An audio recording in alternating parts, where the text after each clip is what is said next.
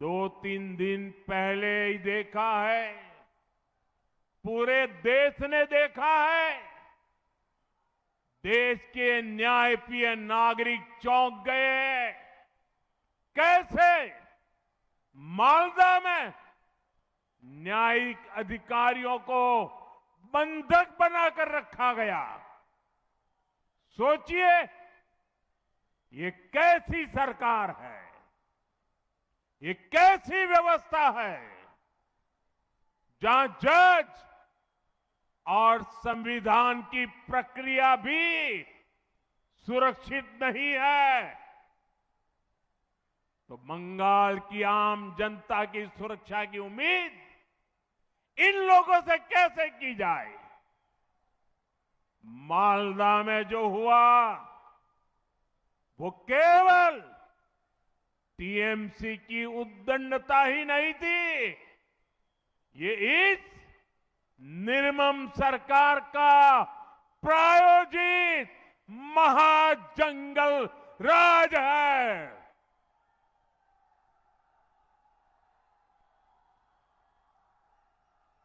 महाजंगल राज है। ये टीएमसी जब न्याय का शिकंजा कसता है तो संवैधानिक संस्थाओं का गला घोंटने का काम करती है। और अब तो हालात इतने खराब हो चुके हैं कि देश की सर्वोच्च अदालत सुप्रीम कोर्ट को भी दखल देना पड़ रहा है। हर कोई देख रहा है कि टीएमसी बंगाल में कानून व्यवस्था का जनाजा निकालने पर तुली है। साथियों, हमारा बंगाल शक्ति पूजा की धरती है। मैं यहां आई सभी बहनों बेटियों को, बंगाल की हर बहन बेटी से कहूंगा, बीजेपी आपके सम्मान और आपकी समृद्धि के लिए मैदान में है। बीजेपी सरकार आएगी तो महिलाओं के सच्चे सशक्तिकरण का रास्ता खोलेगी। और यह हमारा ट्रैक रिकॉर्ड है। इसलिए आज पूरे देश में बहनों बेटियों की फर्स्ट चॉइस बीजेपी है। साथियों, अभी तक केंद्र की बीजेपी सरकार ने हर प्रकार की मूलभूत सुविधाएं बहनों तक पहुंचाई। देश की 3 करोड़ बहनों को लखपति दीदी बनाया। लेकिन ये बहुत आवश्यक है कि देश के लिए होने वाले फैसलों में भी महिलाओं की भूमिका और अधिक बढ़े। इसलिए हमारी सरकार ने लोकसभा और विधानसभा में महिलाओं के लिए 33% रिजर्वेशन देने का कानून बनाया था। पश्चिम बंगाल सहित देश भर की बहनों को 2029 के 2029 के लोकसभा चुनाव से ही इसका फायदा मिले, अब ये सुनिश्चित करने का प्रयास है।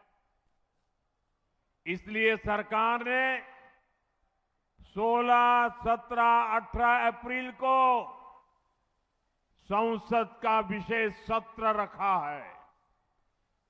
माताओं बहनों का यह हक 40 साल से लटका हुआ है। अब और ज्यादा देरी ठीक नहीं है।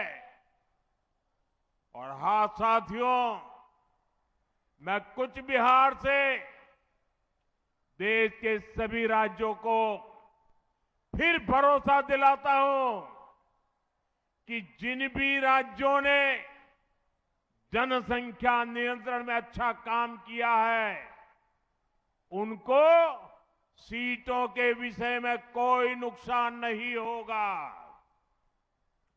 सभी का फायदा ही होगा। सभी राज्यों की भागीदारी और सबके अधिकार सुरक्षित रहेंगे। हम संसद में इस पर पक्का ठप्पा लगाना चाहते हैं कि महिलाओं के लिए अतिरिक्त सीटें बढ़े, ताकि राज्यों को इसका बड़ा फायदा मिले। साथियों, ये पूरे देश का काम है, ये किसी एक दल का काम नहीं है। इसलिए बीते दिनों हमने सभी पार्टियों से इसको लेकर चर्चा की है। मैं फिर से सभी दलों से कहूंगा कि आइए महिलाओं के हक के इस काम को सर्वसम्मति से मिलकर करते हैं। सभी दल अपनी सकारात्मक भूमिका निभाएं। मैं बंगाल की अपनी माताओं बहनों से कहना चाहता हूं, आप भी सभी राजनीतिक दलों पर दबाव डालें। उनसे कहें कि वो संसद में खुले मन से महिलाओं के अधिकार के इस कानून का समर्थन करें। साथियों, हमारा बंगाल एक समय भारत के सबसे विकसित राज्यों में से एक होता था। विकास, व्यापार, उद्योग, कला, संस्कृति, हर क्षेत्र में बंगाल आगे रहा था। लेकिन फिर बंगाल पर ग्रहण लग गया। पहले कांग्रेस का ग्रहण, फिर लेफ्ट का ग्रहण और अब टीएमसी का ग्रहण। और इसका नतीजा ये हुआ, बंगाल के विकास की चमक फीकी पड़ती चली गई।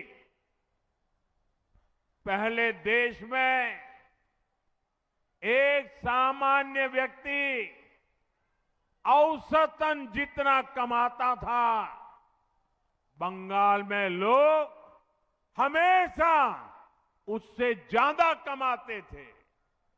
लेकिन अब बंगाल में सामान्य मानुष की कमाई देश की औसत से भी बहुत कम हो गई है।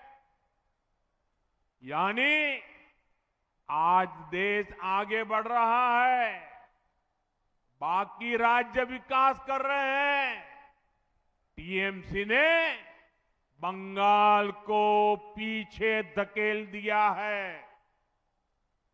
देश के अधिकांश प्रदेशों में नए नए उद्योग खुल रहे हैं, लेकिन बंगाल से फैक्ट्रियां बाहर जा रही हैं। पहले बंगाल में लोग रोजगार के लिए आते थे। निर्मम सरकार ने उसी बंगाल को पलायन का केंद्र बना दिया है।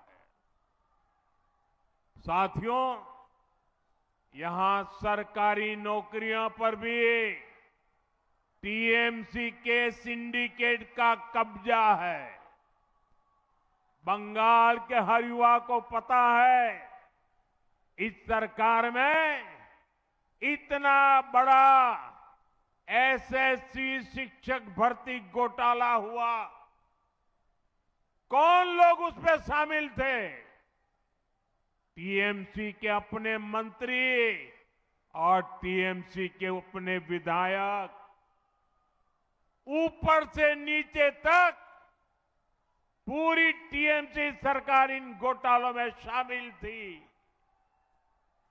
कट, कमीशन और करप्शन के खुले खेल में युवाओं के भविष्य के साथ खिलवाड़ हुआ है। साथियों, तृणमूल कांग्रेस ने पूरे बंगाल को तो बर्बाद किया ही है, उसमें भी सबसे ज्यादा नुकसान उत्तर बंगाल का हुआ है।